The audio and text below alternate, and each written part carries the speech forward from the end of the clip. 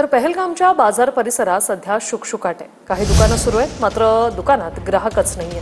दहशतवादी हल्ल्यानंतर पहलगामच्या बाजारपेठांवर मोठा परिणाम झालाय।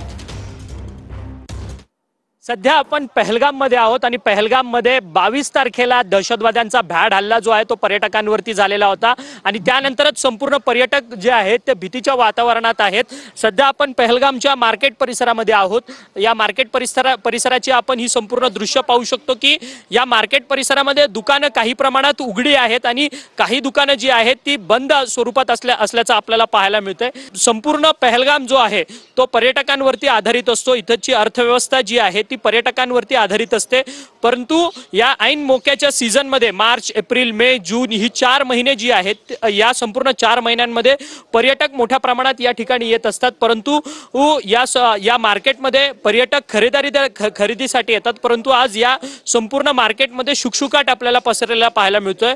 मार्केट तरी उघड आहे, परंतु या दुकानांमध्ये वस्तू घेण्याकरता लोकांची गर्दी जी आहे ती सध्या कमी असल्याचं पाहायला मिळतंय। काही लोक काम नसल्यामुळे या ठिकाणी अशा अवस्थेत बसलेली असल्याचं सध्या आपल्याला पाहायला मिळतं।